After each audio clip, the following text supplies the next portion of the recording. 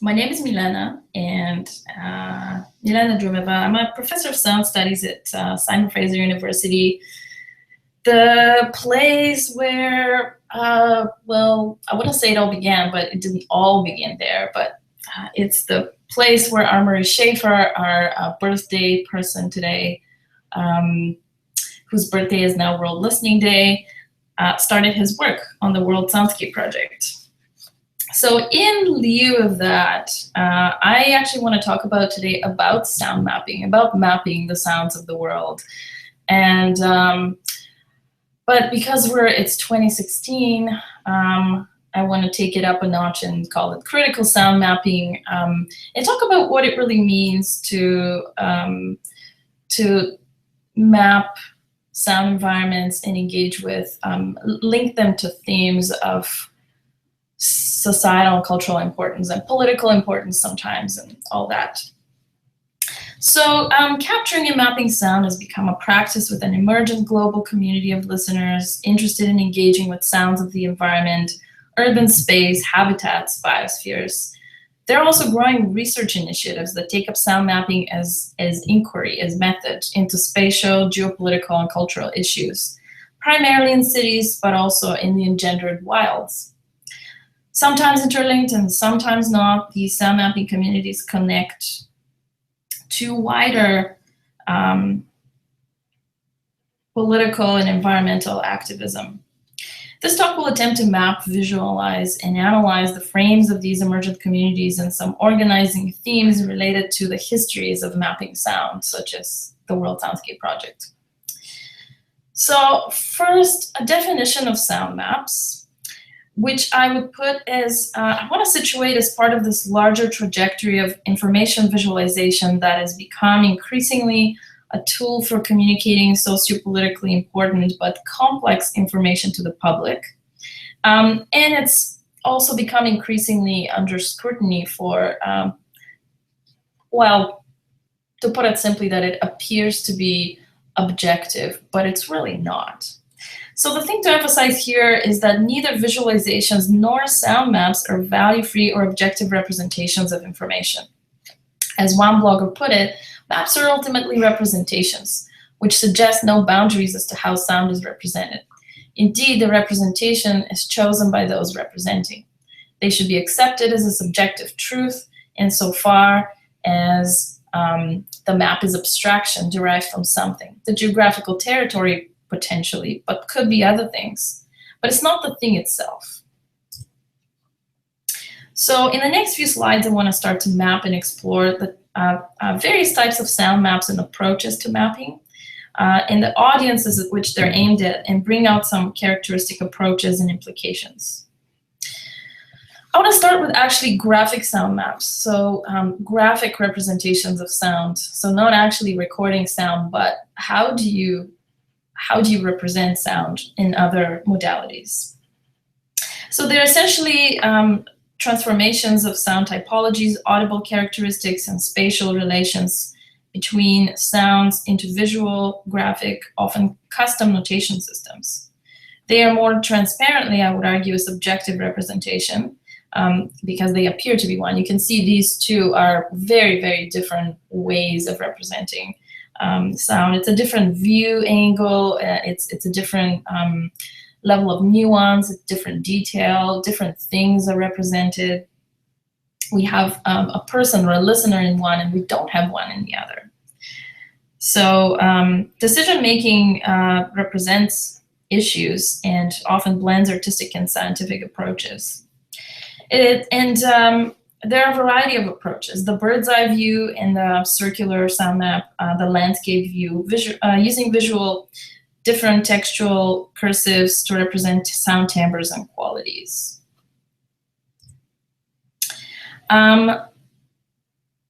The digital versions of drawn sound maps often prioritize spatial relationships between sounds. They focus on sounds of political or cultural significance, or at least the ones that we have seen more currently and more recently do. For instance, I wanted to use this visualization that I found of sounds in Jerusalem, because what we have mapped here is not actually the sounds of traffic or restaurants which are the concerns of a commercial metropolis in North America. Instead, here we have the acoustic profiles, and I don't know if you can see it well, but we have the acoustic profiles of police sirens, ambulance sirens, and a variety of religious call to prayer sound and church bells. So you can see these kind of circular expanding profiles bellowing in and out and covering particular areas. And you can start actually, the more you look at it, the more you can start to see relationships between the different sonic profiles of these sounds, and thinking about the cultural significance, then start to link that to the political situations in Israel and so forth. So sound maps, to me, the potential really there for political engagement is to use different ways, to use a different entry point into understanding political issues through sound. So one important thing that I want to note here is that once representations are encapsulated in a final form, especially digital artifacts, they start to become endowed with a sense of legitimacy and almost finality, when in fact they embody a huge and very important set of choices around what sounds and what relationships are represented and which ones are not. This is especially true for one of the most common forms of urban sound maps, which is the noise map. Noise maps are often not even called noise maps, they're called sound maps, but what in fact they represent is levels of sound, which when you think about it, is not the only way of thinking. I mean, noise is not the only way of thinking about urban sound. And once again, for those who are in the acoustic ecology field, this is doubly significant given Murray Schafer's work. So even here in these two examples, in one we have the familiar noise level comparative map that shows how a busy cafe equals the loudness of a noisy factory. But in contrast, the city sound map project, so the red bubbles that you see on the right, is a digital tool, and it's an international initiative offered in multiple cities that attempts to represent the felt and experiential rather than the scientifically measured experience of noise. So these red circles that you see are indeed locations, but they're actually the personal, subjective, experiential, user-generated experiences of noise, not decibel-measured objective representations. So now I quickly want to get into audio maps that use audio. And one of the biggest, oldest communities, Radio à Paris, contains perhaps the largest collections of user-submitted recordings. I'm actually going to play you something. This is Radio à Paris while I talk. They're one of the longest standing communities as well, so their archive has been growing for years. The visual representation uses Google Maps with hotspot areas where there are audio contributions. Early on in their design process, they also made available the creation of custom sound walks, that is linking several environments into an imaginary path and listening to it as an experience. But once again, they maintain a very cartographic representation of sound environments and encourage listeners to explore surrogate environments. So these things are delightful, but I want to point out that the goal and affordances of this community aren't stated explicitly beyond mapping the sound. So in a sense, presenting a very neutral and objective worldview, which itself can be critiqued, mapping the world for its unquestioned colonial and materialist roots. So let's get back to this.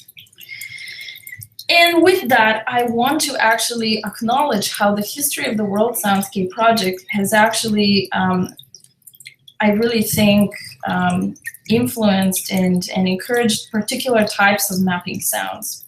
In some ways, the project laid the foundations for a whole system of ways of representing sounds in a given community, ways that prioritize balance and conservation of culturally significant sounds and focused on the overlap and masking of sounds in almost musical phrases.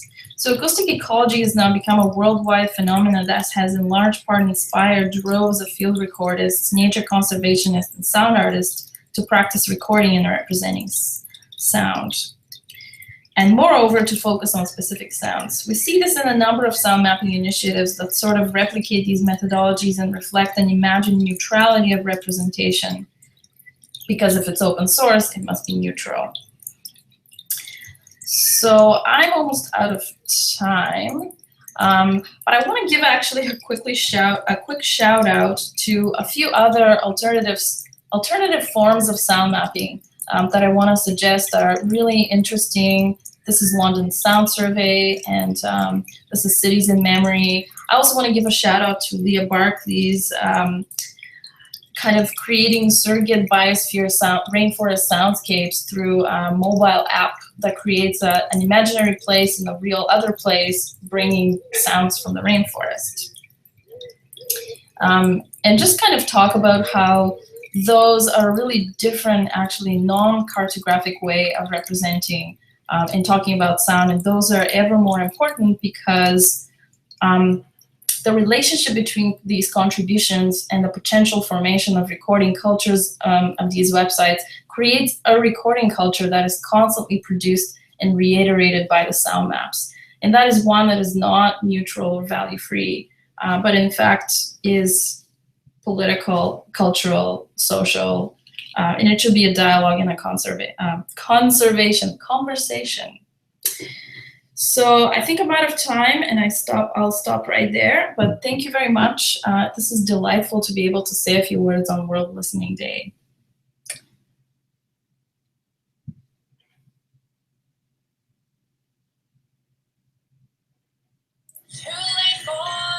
This is my timer.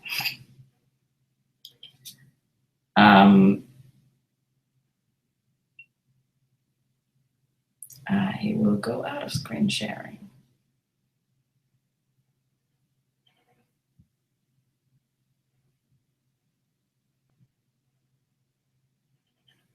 Okay. Questions. What is the political potential of sound mapping in new ways, in my perspective? Yeah, this is a great question. This is exactly what I want us to be able to talk about, actually.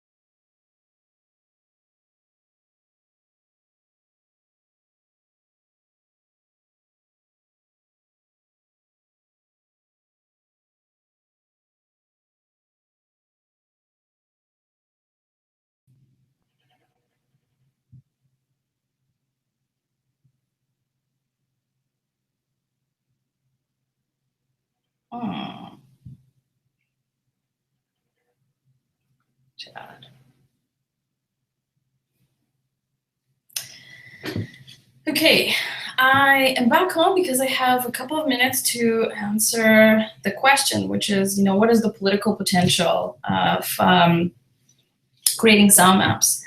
Well, that's exactly what it is. That's why I wanted to showcase a couple of different kinds of examples.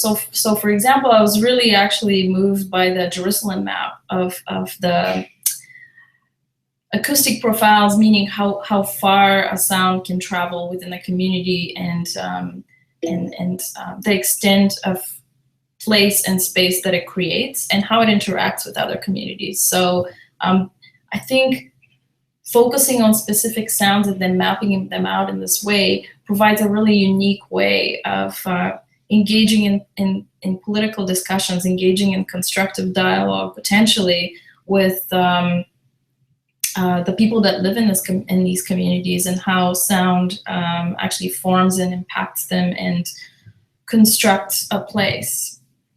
And then the other thing that I have been really interested in is historicity, like how mapping sound over time, and using archives and combining archives with current recordings, and layering different subjective perspectives can really open a space for conversation about urban experience, or wildlife experience, but let's say urban experience, social issues, how things are laid out, architecture, and so on. So the London Sound Survey has a map called Layered London, and it's different historical maps of different periods of London, and also different sounds. And sometimes if there are available archival recordings, we can put archival recordings there. And so that's, again, a really great way to open conversation about change, about social political change. Another question, thoughts on how recording and mapping practices can be a more liberatory, inclusive, and powerful tool for global communities? Absolutely. So the last quote actually that I had in my presentation was from Jane Waldock, who actually talks about how sound, she has an article in the Sonic Studies journal about how sound mapping has been actually kind of subtly, not so subtly, quite a masculine and again, quasi-neutral representation of the world. And in terms of contributors, actually, if you look at who is contributing, it is mostly men.